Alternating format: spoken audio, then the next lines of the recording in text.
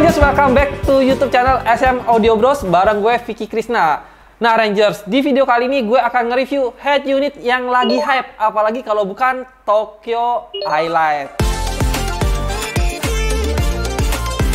Nah, kenapa gue bilang lagi hype? Karena ini merupakan head unit generasi penerus dari sebelumnya, yaitu Tokyo Highlight, dan sekarang sudah terupgrade dengan tambahan fitur yang lebih lengkap. Yuk langsung aja kita bahas head unit ini.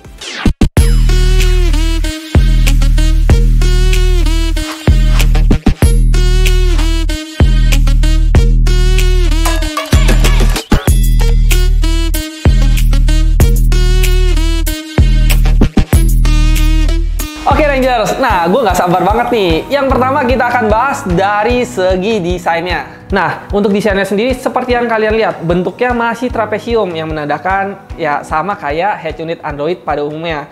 Tapi di sini ada yang menarik nih, karena di sini dia udah ada screen protectornya. Jadi ya hitung-hitung udah ada anti goresnya nih. Nah, untuk bagian tombolnya sendiri itu adanya di sisi panel sebelah kiri. Yang pertama itu dia ada lubang untuk mic, lalu ada lubang untuk reset. Selanjutnya di sini ada tombol mute, atau kalau kita tekan nama itu adalah tombol untuk mematikan layar. Nah, selanjutnya di sini ada tombol home. Jadi pada saat kita nanti masuk ke aplikasi, kita pengen balik ke home, kita bisa tekan tombol home-nya untuk balik ke menu home. Selanjutnya di sini juga ada tombol untuk back. Itu kalau misalnya kita masuk aplikasi dia akan back sekali. Dan yang terakhir di sini ada tombol volume naik dan juga tombol volume turun. Next kita masuk ke bagian layar. Jadi Tokyo Highlight ini punya dua varian. Yang pertama dia punya varian ukuran 9 inch dan punya ukuran 10 inch. Nah, Tokyo Highlight ini juga sudah menggunakan capacitive touchscreen dan sudah support HD 1080 pixel. Nah, yang menarik nih, dan ini yang terbaru, layarnya sudah QLED. Jadi kalau untuk urusan warna, nggak usah diragukan lagi.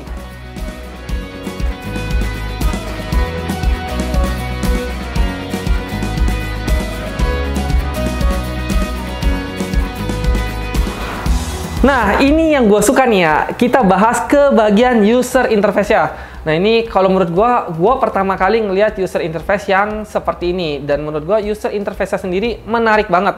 Apalagi ternyata di Tokyo Highlight ini dia udah ada menu themes, di mana kita bisa membeli themes yang ada, atau kalau mau yang gratisan juga dia sudah tersedia nih.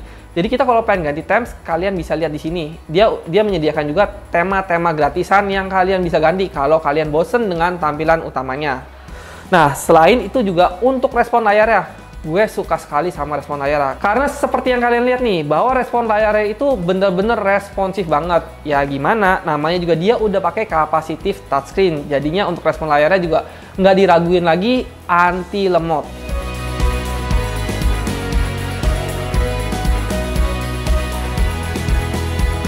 Nah, untuk fiturnya sendiri, head unit ini sudah memiliki beberapa aplikasi bawaan. Nah, kita langsung bahas aja nih, aplikasi bawaan apa aja yang dimiliki Tokyo Highlight ini. Yang pertama, kita mulai dari fitur yang dimiliki di tampilan awal nih. Nah, dia itu kita bisa ganti aplikasi yang kita mau di tampilan UI awal. Contohnya kayak sekarang, itu defaultnya adalah radio. Kita bisa ganti dengan Netflix. Nah, secara otomatis dia akan terganti. Jadi secara nggak langsung kita bisa mengcustomize aplikasi-aplikasi apa aja yang ingin ditampilkan di menu awal. Untuk bagian awal sendiri dia punya fitur Maps. Nah, Maps di sini pun kita nanti bisa milih nih. Maps-nya itu kita pengen pakai Google Maps atau pakai Waze. Kita bisa tentuin di awal. Nah, next dia ada fitur musik, sudah jelas. Selanjutnya dia punya fitur radio. Di sini juga dia punya fitur Bluetooth untuk telepon, dan juga kalau kita pengen setel lagu via Bluetooth juga bisa. Lanjut, dia juga punya fitur untuk Google Chrome, jadi dia ada browser di mana head unit ini bisa digunakan sama seperti dengan smartphone. Kita bisa browsing melalui head unit ini. Dan juga dia punya fitur color. Nah, color di sini itu fitur untuk mengatur warna yang nantinya lampu akan muncul di tombol-tombol ini. Jadi pada saat malam hari kalian nyalain lampu senja, otomatis lampunya di sebelah kiri ini akan menyala dan kalian bisa atur nih warnanya warna apa. Lalu di sini ada fitur untuk equalizer, kita ngatur settingan audionya, dan juga di sini udah ada fitur file manager. Nah, file manager ini memungkinkan kita untuk mengcopy paste dari USB kalau pengen dipindahin datanya ke sini, atau kalau misalnya pengen pindahin data dari USB ke USB. Jadi kurang lebih head unit ini bisa mengoperasikan seperti komputer kali ya. Kalau kita butuh mindahin data atau mindahin lagu, mindahin video, itu bisa banget nih pakai head unit ini medianya. Terus juga di sini udah ada fitur Netflix. Nah, ini buat kalian yang demen nonton nih, ini pas banget nih karena udah ada aplikasi Netflix di dalamnya. Kalau aplikasinya masih kurang, dia juga punya fitur Play Store di sini. Jadi kalian bisa download lagi nih aplikasi yang kalian mau. Apalagi untuk internal memorinya yang 32 GB, itu kalian bisa download banyak aplikasi. Contohnya seperti mungkin TikTok, Instagram, atau aplikasi lainnya. Atau mungkin aplikasi game juga kalian bisa download ya. Nah, dia juga punya fitur radio dan juga fitur remote steer, di mana nanti head unit ini itu bisa terkoneksi dengan remote steer. Nah, selanjutnya dia juga punya aplikasi Spotify. Buat yang suka denger lagu, pasti kenal nih sama aplikasi Spotify. Jadi kalian bisa langsung setel Spotify di head unit ini. Nah, selain aplikasi Spotify, dia juga punya aplikasi Telling. Nah, aplikasi Telling ini adalah aplikasi yang digunakan untuk Android Auto dan Apple CarPlay. Nah, nanti kita akan coba nih untuk Android Auto dan Apple CarPlay-nya. Next, dia punya aplikasi Waze dan yang terakhir aplikasi YouTube, yang memang aplikasi wajib yang dimiliki oleh head unit Android.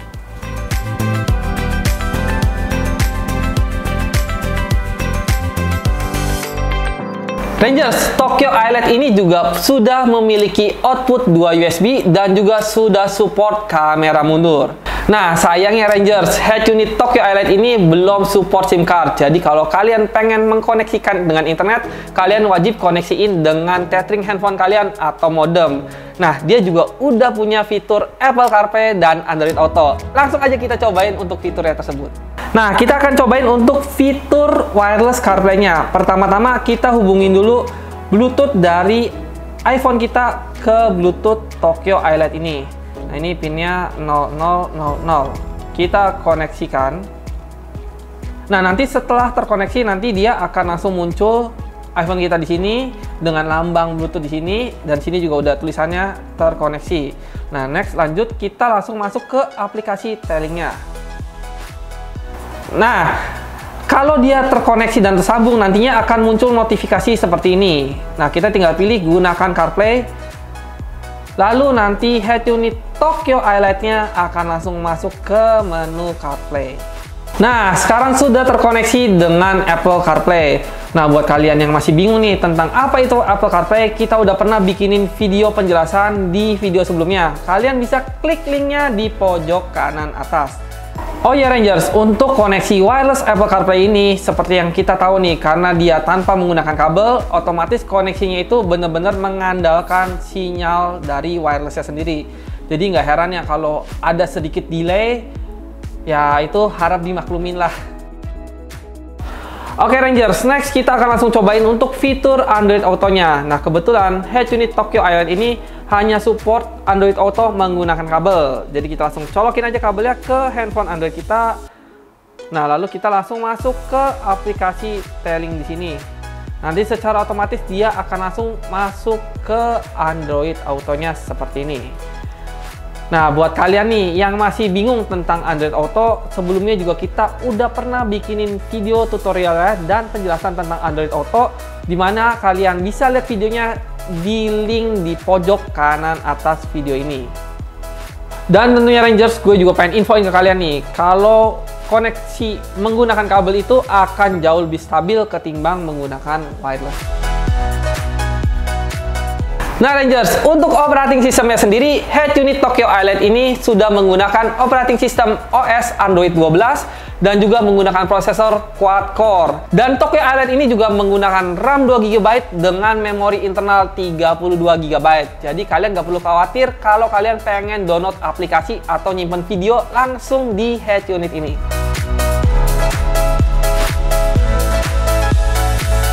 Selanjutnya untuk settingan audionya, head unit Tokyo iLED ini menggunakan 12 band equalizer. Nah, langsung aja kita cek fitur audio apa lagi yang dimiliki oleh Tokyo iLED ini.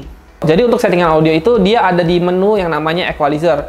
Nah, di sini seperti yang kalian lihat lagi, kalau settingan audionya itu memiliki 12 band equalizer, dimana nanti kalian bisa ngatur sendiri atau kalian bisa pilih equalizer yang sudah tersedia di sebelah sini. Dan selanjutnya juga dia settingan tuh simple nih. Selain settingan equalizer, dia juga ada settingan untuk loud dan juga settingan subwoofer yang kalian bisa atur-atur.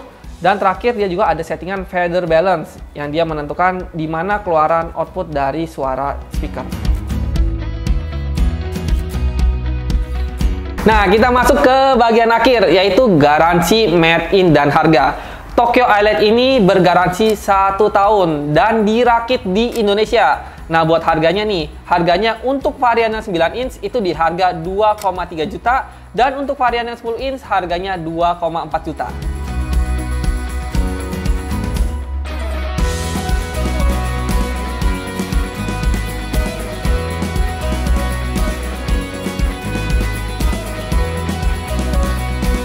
Oke Rangers, kita masuk ke bagian kesimpulan nih. Jadi kalau dibandingin sama head unit Tokyo iLED di versi sebelumnya, versi ini sudah memiliki fitur CarPlay dan Android Auto. Selain itu juga memorinya udah lebih besar. Kalau sebelumnya punya 16 GB, kali ini Tokyo iLED ini menggunakan memori internal 32 GB. Dan selain itu juga dia punya fitur-fitur yang nggak dimiliki sama Tokyo iLED sebelumnya. Contohnya kayak seperti fitur pergantian tema. Dan juga Rangers, untuk harga 2,3 jutaan aja, menurut gua fitur yang didapetin oleh head unit ini udah lengkap banget. Jadi menurut gua ini bakal jadi opsi pertama kalau gua lagi cari head unit Android dengan budget yang terjangkau. Rangers, sekian video review kali ini. Kalau kalian ada yang masih belum puas nih, kalian pengen tanya-tanya tentang head unit Tokyo iLED ini, kalian bisa langsung kontak ke tim sales SM di nomor WhatsApp di bawah ini. Atau kalian juga bisa langsung datang ke workshop SM yang ada di 4 cabang. Kita ada di Kelapa Gading, Jakarta Utara, kita ada di Tangerang, kita ada di Bekasi, dan kita ada di Surabaya. Oke, sekian video kali ini. Gue Vicky pamit undur diri, dan jangan lupa ya untuk subscribe, like, komen, dan share video ini ke teman-teman kalian. Gue Vicky pamit undur diri, dan semoga video ini kasih inspirasi untuk Indonesia.